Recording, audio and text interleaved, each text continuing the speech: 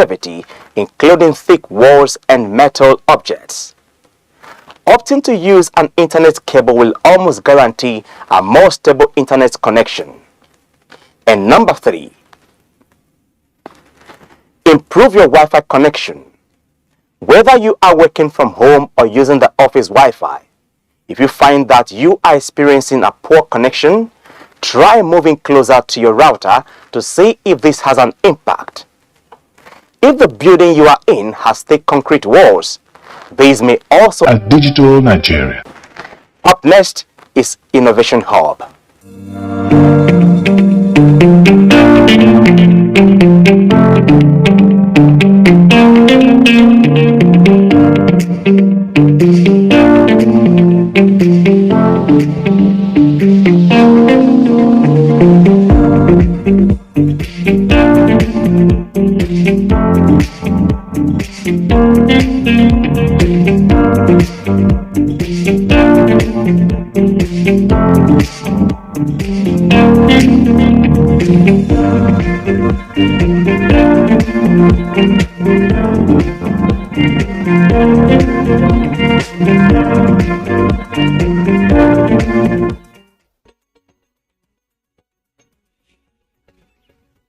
Hi, my name is Aisha Tofa and I'm the founder of Startup Cano.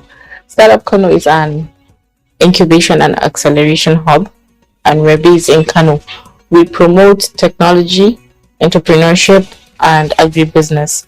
So we serve as enablers in the ecosystem, where we create a platform for young people and women to network and build solutions to the problems in the society.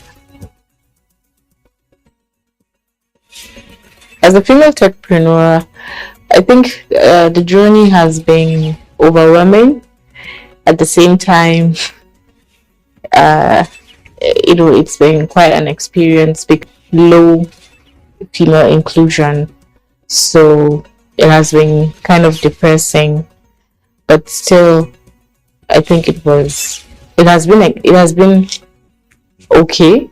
There were a lot of challenges, but we were able to overcome them. But you know how it is, challenges will never stop coming, so you just have to keep working hard to overcome the challenges. Basically, I think in Nigeria, almost every female techpreneur faces challenges due to the policies, the lack of resources, and the space is male dominated, so the problems are always there. And like I said, you just have to know what you want, and then you go for it. And then you have to be focused, you have to be passionate, you have to be humble at the same time. So I do not think female, and I don't think that's right, because technology is very flexible, it's very open, and it's so easy that anyone can just embrace it, and then it makes lives easier. So I don't think there should be discriminations or biases or anything of such. During our first year, that's in 2016, NITDA sponsored our first Women Founders Conference, which has been so far the largest technology and entrepreneurship conference in Nigeria for women. So it has been an amazing support, which has helped us to kickstart more women in the ecosystem, is through the policies, the resources, and maybe creating a platform where the female techpreneurs would be networking and supporting each other. This is NIDA Impact, your guide to a digital Nigeria. NIDA would deploy digital technology and innovation to improve every process of agricultural practice, which would increase productivity and ensure maximum profit for farmers. NAFSA will create win-win business models for ecosystem players with far-reaching network effects to create values that never existed before across the agriculture value chain. To learn more on how you can benefit from our activities, kindly log on to our website at www.nida.gov.ng or all our social media handles displayed right on your screen. Until we come your way next time, our special appreciation goes to the President, Federal Republic of Nigeria, President Muhammadu Buhari, the Minister of Communications and Digital Economy, Professor Isali Pantami, the Director General of NIDA, Kashifo Inuwa CCIE, and the entire management and staff of NIDA for this program. I am Gabriel Ono. Thank you for watching.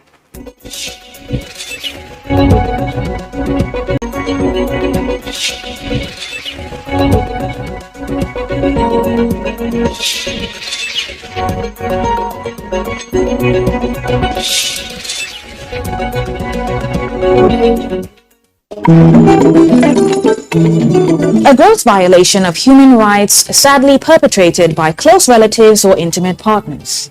Domestic violence. Every domestic violence case is a potential murder case. So reporting issues of domestic violence or sexual abuse is very... Where the situation is escalating. Council of State pushes for more decisive measures against insecurity. Power will be stabilized. Industries will come up as a result of this project across the country. NNPC pegs completion of AKK gas pipeline project to first quarter of 2023. The executive side to ensure compliance with this act when it is signed by Mr. President. National Assembly passes 2022 Appropriation Act Amendment Bill. Ramadan is here, Easter is here, Salah is here, so we feel there is need to reach out. Also tonight, distribution of food items to vulnerable Nigerians. Hingino John Adams is standing by. A crucial meeting of the National Security Council is to be convened next week with a view to taking far-reaching and decisive measures against the resurgence of violent crimes in parts of the country towards achieving lasting peace, stability, and public order. President Muhammadu Buhari is summoning the meeting following suggestions received from the Council of State, which met to discuss critical national issues. State House correspondent Adamu Sambu reports of the meeting observed a moment of silence in honor of the late head of the interim national government, Chief Ernest Shuneko. Holding for the first time in 20 months, the virtual meeting of the Council of State was convened by President Muhammadu Buhari to seek the advice of members in the exercise of his powers. Three former Nigerian leaders, Yakubu Gowon, Abdusalami Abubakar, and Goodluck Jonathan were physically present, while Chief Olusegun Obasanjo participated virtually from the US.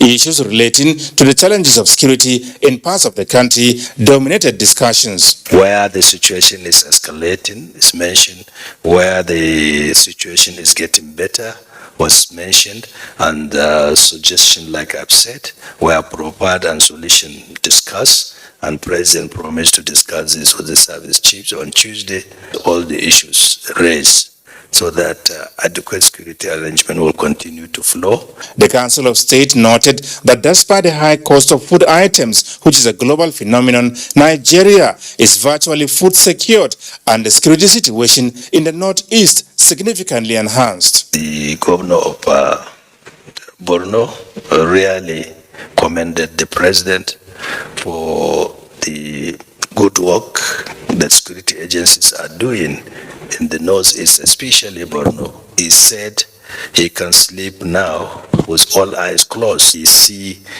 clearly an end to insurgency in the coming months. Chairman National Population Commission Nasir Isa Kwara briefed the Council on the Commission's state of preparedness for the flood. Meanwhile, the Council of State has ratified the grant of presidential pardon, clemency, and mercy to 159 of the 162 Nigerians recommended by the Presidential Advisory Committee on the prerogative of mercy.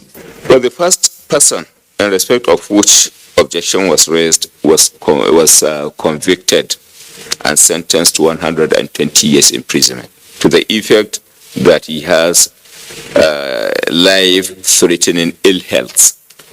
But then an objection was raised at the council that it will send a very bad signal, taking into consideration the volume of money that was said to have been stolen and the conspiracy element of it. In the meantime, President Muhammadu Buhari has been given the go-ahead to Reflection of country have been proposed for the Adamusambo. NTA News. In mortgage finance. A statement by the Senior Special Assistant to the President, Media and Publicity, Garba Shehu, says the President appointed Ayodeji Ariok Bilei, a chartered accountant, as chairman of the board, and Haman Madu as the managing director, chief executive officer. Other members are Umar Zubaida, Chukuma Kingsley, Mustafa Lukman Olaiwola, Asain Abimbola, Ejeze Sandran Kechi, as well as 2 representatives of the Central Bank of Nigeria. The appointment takes effect from April 13, 2022, with the exception of the chairman, Mr. Ayodeji Ariok Bilei, whose appointment took effect from January 5 this year. President Muhammadu Buhari is felicitating with the Christian community in Nigeria on the occasion of Easter. The president says he joins Christian brothers and sisters to celebrate this year's Easter, which he describes as the most significant event in the Christian calendar. According to him, the message of Easter, which commemorates the resurrection of Jesus Christ after crucifixion and burial, should remind adherents of the power of divine love, faith, and redemption. President Buhari said Easter should... He expressed optimism that hope that this period will embolden Nigerians to believe that the current spate of uncertainty and insecurity in the country will soon unfold a season of triumph, of good over evil, hope over despair, and light over darkness. The message urges Nigerians to increase love for one another rather than hate, and show more patriotism, as Nigeria is the only country that we have. The President wished all those celebrating the Christian festival, and indeed all Nigerians, a joyful and blessed Easter. And as the Lenten season draws to a climax, Christians are converging on churches to mark Holy Thursday, also known as Maundy Thursday. Elizabeth Omori reports that the clergy at most of the church example, as demonstrated by Jesus Christ during the Last Supper, when he washed the feet of his disciples.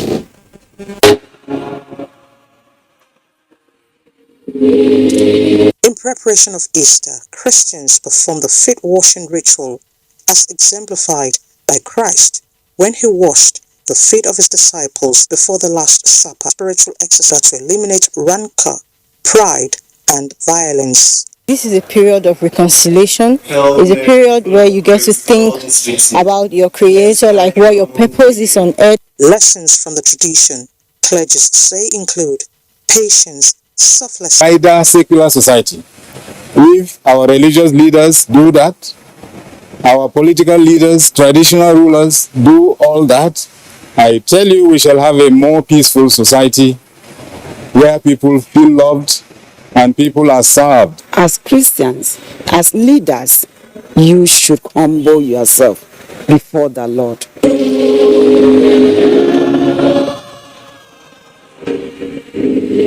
The Holy Week ends on Sunday with Easter celebration. In Abuja, Elizabeth Omori, NTA News. Ahead of the next conference on climate change scheduled for Egypt, Vice President is advocating climate justice for Africa. Notice must include far greater support for countries with the greatest needs and who contribute the least to global emissions. Osinbajo said every nation must have enough energy to build resilient infrastructure, deliver essential public services, and provide the cooling and air conditioning to withstand a warming planet. On Nigeria, the Vice President noted that the country remains committed to the net zero emission by 2060, but would require the support and partnership of other stakeholders. The Vice President completed before the end of the present administration's tenure. Chief Executive Officer and Group Managing Director of NNPC, Mele Kyari, made the commitment at an inspection tour of the project already in Abuja, on the outskirts of Abuja. Lydia Sampson reports. Stabilize industries will come up as a result of this project across the country because